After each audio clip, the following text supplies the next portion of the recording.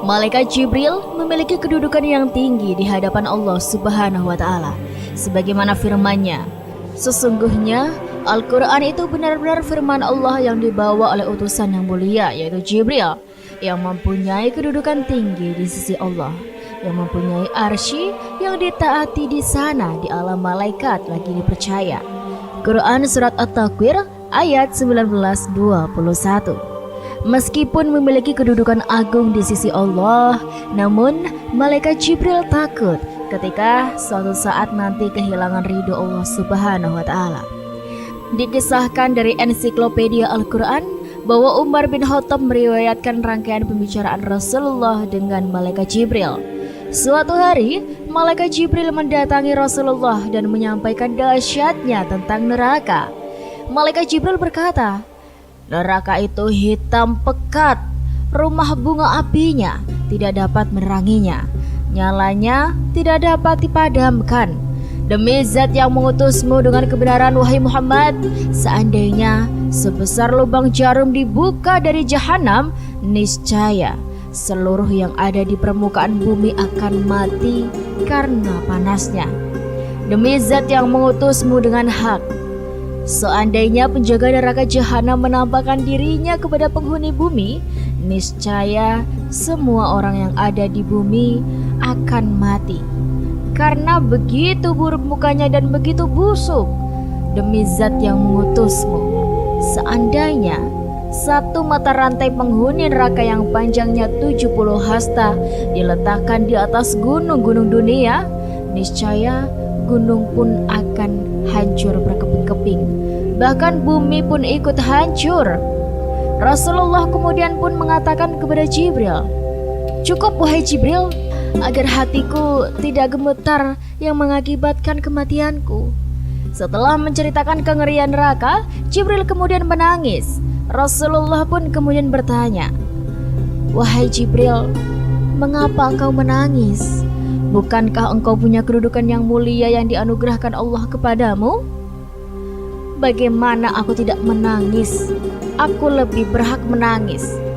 Siapa tahu jika Allah yang maha mengetahui kelak akan memberikanku kedudukan yang bukan sebagaimana kedudukanku saat ini. Aku tidak tahu. Mungkinkah aku diuji sebagaimana iblis? Dulu ia berasal dari golongan malaikat. Aku tidak tahu. Mungkin aku diuji sebagaimana Harut dan Marut." Setelah mendengar kegelisahan Jibril, Rasulullah kemudian ikut menangis. Makhluk mulia itu pun terus menangis hingga kemudian Allah mengirimkan seorang malaikat untuk mendatangi keduanya seraya berkata, "Wahai Jibril dan wahai Muhammad, sesungguhnya Allah Subhanahu wa Ta'ala menjamin kalian dari kemungkinan melakukan kedurhakaan kepadanya." Mendengar itu, keduanya pun merasa tenang. Malaikat Jibril kemudian kembali ke langit. Kisah selanjutnya dalam kitab Khusyu fi Sholat karya Al-Hafiz Ibnu Rajab. Ketika Rasulullah duduk bersama Jibril, langit tiba-tiba terbelah dan turunlah malaikat yang mendatangi keduanya. Ketika malaikat tersebut muncul, Rasulullah melihat Jibril tampak menciut dan gelisah. Malaikat tersebut yang kemudian menyampaikan pesan kepada Rasulullah, "Ya Rasulullah, aku membawa pesan yang diutus oleh Allah kepadamu. Aku datang untuk memberikanmu pilihan, menjalani kehidupan Nabi sebagai raja atau sebagai hamba sahaya." Rasulullah kemudian melihat ke arah Jibril. Malaikat Jibril pun kemudian memberikan isyarat untuk memilih hidup sederhana. Rasulullah kemudian menjawab pertanyaan malaikat tadi, "Aku mau memilih menjadi nabi yang hidup sebagai hamba sahaya, yaitu fakir miskin." Pengertian malaikat tersebut kemudian pergi meninggalkan Rasulullah dan Jibril. Jibril kemudian lantas berkata, "Kejadian ini sangat aneh sekali. Rumah malaikat itu tidak pernah sekalipun turun ke bumi kecuali saat ini." Rasulullah kemudian bertanya, "Mengapa engkau terlihat gelisah dan ketakutan wahai Jibril?" Malaikat Jibril menjawab, "Demi Allah, aku tidak pernah berpikir ia akan turun ke bumi kecuali mengabari datangnya hari kiamat." "Lantas siapa malaikat tadi?" tanya Rasulullah. "Dialah Israfil, sang peniup sangkakala," jawab malaikat Jibril. Israfil merupakan salah satu di antara nama malaikat yang masyhur dikenal tugasnya meniup sangkakala atau trompet pada hari kiamat. Kira-kira seperti apa ya gambaran wujud dan sifat malaikat Israfil menurut berbagai hadis? Berikut gambarannya. Syekh Mahmud Al-Misri dalam kitabnya Rihlah La'adar Al-Akhirah menyebutkan bahwa pemilik sangkakala adalah Israfil alaihi salam, yakni seorang malaikat yang agung dan mulia di antara para malaikat. Rasulullah SAW pun bersabda, sangkakala itu berbentuk tanduk, dalam riwayat lain tanduk yang sangat besar yang ditiup padanya. Hadis riwayat Ahmad, Abu Dawud, dan Tirmizi. Nabi SAW juga menyampaikan bahwa malaikat Israfil sebagai pemilik sangkakala selalu siap siaga menanti perintah dari Allah Azza wa Jalla untuk meniup sangkakala. Karena itulah sosok malaikat Israfil tidak mengedipkan mata satu kali pun karena takut akan datangnya perintah untuk meniup sangkakala secara tiba-tiba. Rasulullah SAW melanjutkan dalam sabdanya tentang wujud malaikat Israfil. Sesungguhnya kedipan pemilik sangkakala atau malaikat Israfil sejak dipercayakan kepadanya untuk meniup sangkakala, maka ia pun selalu siap siaga melihat arsy. Seakan-akan dua matanya bagaikan dua bintang yang memancar. Artinya, malaikat Israfil selalu melihat ke arsy dan tidak berpaling serta tidak berkedip dari arsy. Rasulullah SAW bersabda, "Bagaimana aku merasa nyaman sedangkan pemilik sangkakala, malaikat Israfil, telah menelan abad, telah menghadapkan keningnya dan telah menyiapkan pendengarannya untuk meneti perintah meniup sangkakala." Hadis riwayat Tirmizi dan Ibnu Majah. Allah Subhanahu wa Ta'ala memerintahkan kepada malaikat Israfil untuk meniupkan sangkakala sebagai suatu tiupan yang mengagetkan. Allah Subhanahu wa Ta'ala berfirman, "Dan ingatlah pada hari ketika sangkakala ditiup, maka terkejutlah apa yang ada di langit dan apa yang ada di bumi, kecuali siapa yang dikehendaki Allah, dan semua mereka datang menghadapnya dengan merendahkan diri." Quran Surat An-Naml ayat 87. Disebutkan juga oleh Abu Al-Fajr Jamaluddin Ibnu Jauzi dalam kitab Bustanul Waizin Wariyat Al-Sami'ain bahwa Israfil adalah malaikat yang sangat besar. Satu sayapnya ada di timur dan satu sayapnya lagi ada di barat. Kakinya berada di lapisan ketujuh bumi yang paling bawah dan jaraknya 500 tahun perjalanan. Sementara itu, 7 lapis langit hanya sampai ke 2 lututnya. Lehernya meruntuk di bawah arsy Allah. Sementara itu, arsy ada di pundaknya. Ia membentangkan kaki kanannya dan mengundurkan kaki kirinya. Lauh Mahfud berada di depan matanya. Dia memegang sangkakala dan pandangannya selalu melirik ke arah arsy. Telinganya selalu waspada mendengar perintah Allah untuk meniup sangkakala. Benda yang selalu dipegangnya, yakni sangkakala, adalah sebentuk tanduk yang terbuat dari cahaya saat sangkakala ditiup. Berarti kiamat telah terjadi. Dan pada saat itu, hati manusia akan dipenuhi ketakutan yang luar biasa. Dahsyatnya huru-hara saat kiamat akan terjadi sejak ditiupkannya sangkakala bersamaan dengan angin yang ditiup kencang. Dan malaikat Israfil memiliki 600 sayap, sama halnya dengan malaikat Jibril. Namun, satu sayap milik malaikat Israfil setara dengan 600 sayap milik malaikat Jibril yang disatukan.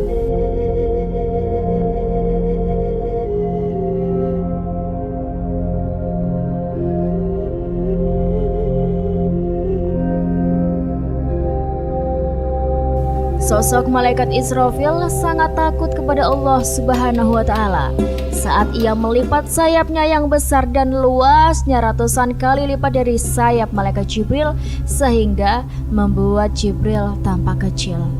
Ketika malaikat Israfil turun ke bumi, malaikat Jibril mengira telah tiba waktunya hari kiamat dan telah tiba waktunya malaikat Israfil untuk meniupkan trompet sangkakala.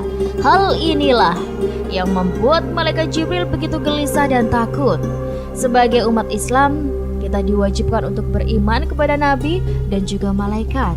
Artinya, kita harus meyakini adanya mereka dan berbuat kebaikan dalam kehidupan sehari-hari sebagai bentuk mengimani.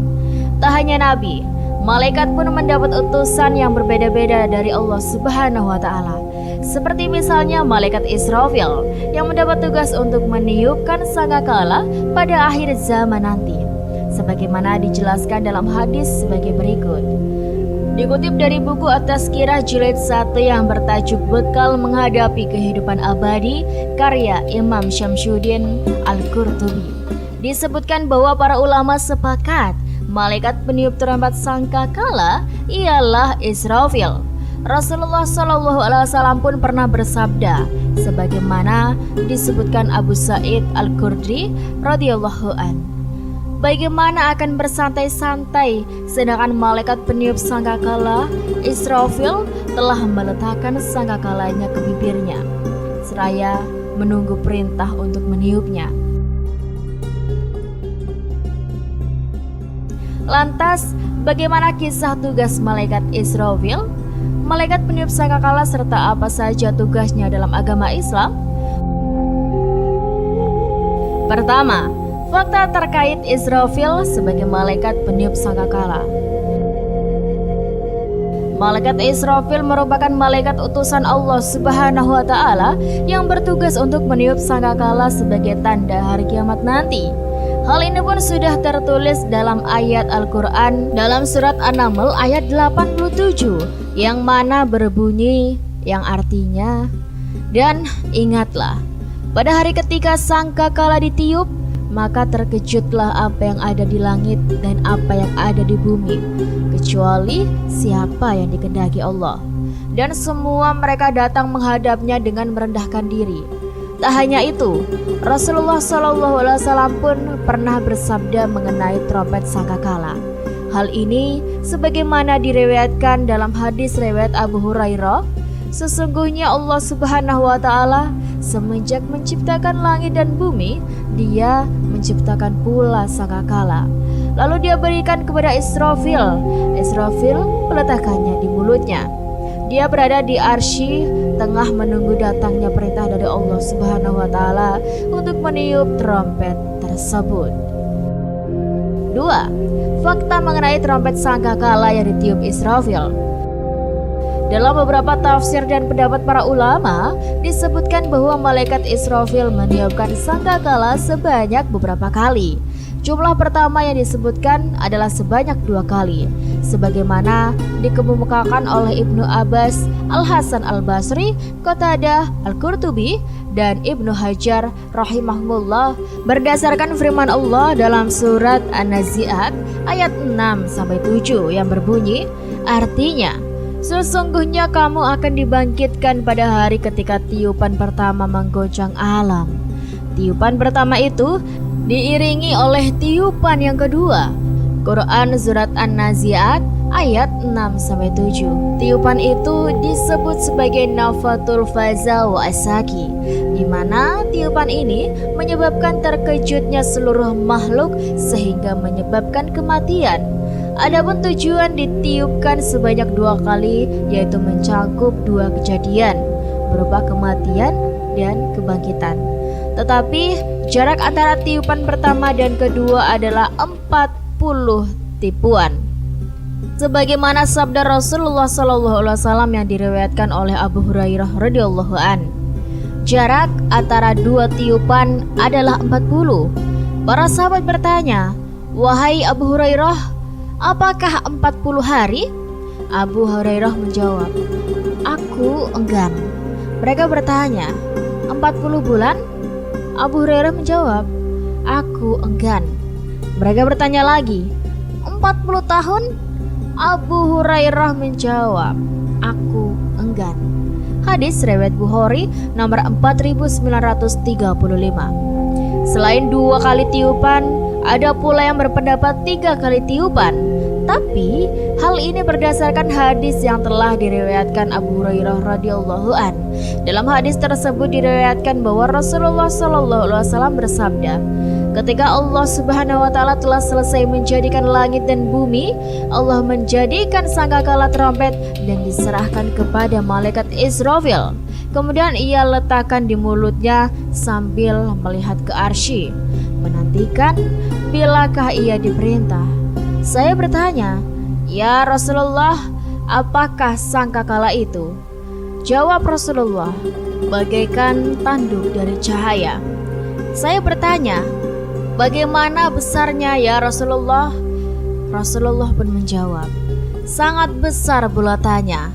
Demi Allah yang mengutusku sebagai nabi, besar bulatannya seluas langit dan bumi, dan akan ditiup hingga 3 kali.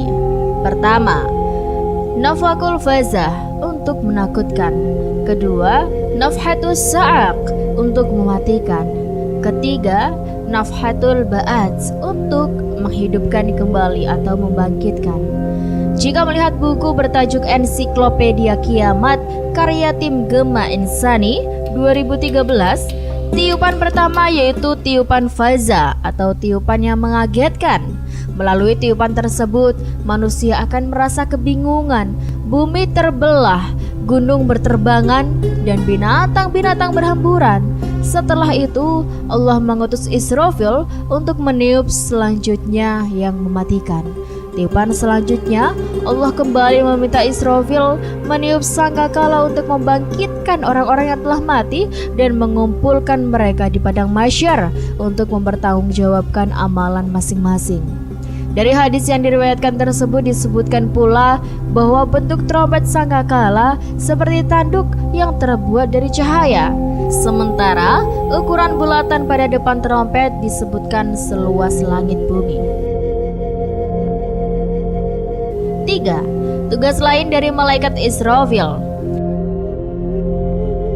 Tak hanya sebagai malaikat peniup sangkakala, dijelaskan pula tugas lain dari malaikat Israfil yang telah diutus oleh Allah Subhanahu wa taala.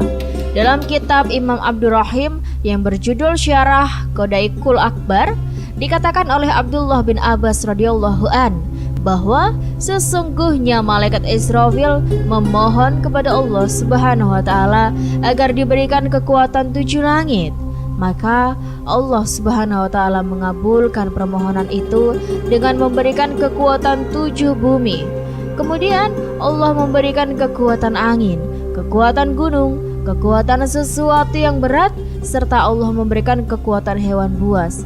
Itu berarti Allah Subhanahu wa taala juga telah memberikan tugasnya kepada Israfil untuk melindungi makhluk dan alam semesta sebagaimana yang disebutkan di atas. Sebagai makhluk Allah yang taat, Israfil juga selalu menemani malaikat lain untuk selalu bertakwa dan bertasbih kepada Allah Subhanahu wa taala. 4. Tangisan malaikat Israfil mengenai hari akhir. Disebut sebagai makhluk Allah Subhanahu wa taala yang taat akan semua ajarannya, Israfil pun pernah disebutkan menangis lantaran pernah menyaksikan neraka jahanam sebanyak 3 kali dalam sehari semalam. Melihat hal itu, Israfil pun menangis sejadi-jadinya di hadapan Allah, dan tangisan tersebut berhasil dihentikan olehnya. Sebab jika tidak dihentikan, tangisan malaikat Israfil dapat membasahi bumi seperti banjir bandang yang terjadi di masa Nabi Nuh alaihissalam. Dari cerita lain pun disebutkan bahwa air laut dan seluruh air yang ada di bumi ini, jika disatukan, maka hanya cukup membasahi kepala malaikat Israfil. Disebutkan pula bahwa akan ada penyeru dan hal buruk yang belum pernah dilihat manusia, adalah hari kiamat, sebagaimana firman Allah Subhanahu wa taala dalam Quran surat Al-Qamar ayat 6 yang artinya, maka berpalinglah kamu dari mereka. Ingatlah hari ketika seorang penyeru malaikat menyeru kepada sesuatu yang tidak menyenangkan di hari pembalasan. Makhluk yang begitu mulia di hadapan Allah, yakni malaikat Jibril, Israfil dan Rasulullah, tak terhindarkan dari rasa takut dan khawatir dari diri mereka akan kemurkaan Allah. Lantas, bagaimanakah dengan kita, wahai manusia yang hina? Apakah kita masih ingin sombong dan angkuh? Nah sobat, semoga dari apa yang Rizky sampaikan bisa bermanfaat dan bisa menjadi pembelajaran bagi kita semuanya. Rizky ucapkan terima kasih buat teman-teman semuanya sudah nonton dan dukung channel Rizky. Semoga kalian sehat terus, lancar terus rezekinya, dan dimanapun kalian berada semoga selalu dalam lindungan Allah Subhanahu wa Ta'ala. Dan buat teman-teman semuanya yang baru nonton, yuk dukung channel Rizky Nur Hidayah dengan cara klik like, comment, subscribe, dan nyalakan lonceng notifikasinya supaya kalian tidak ketinggalan cerita-cerita yang menarik dan menginspirasi lainnya dari Rizky. Terima kasih banyak. Rizky pamit undur diri. Sekian dari Rizky. Wassalamualaikum warahmatullahi wabarakatuh.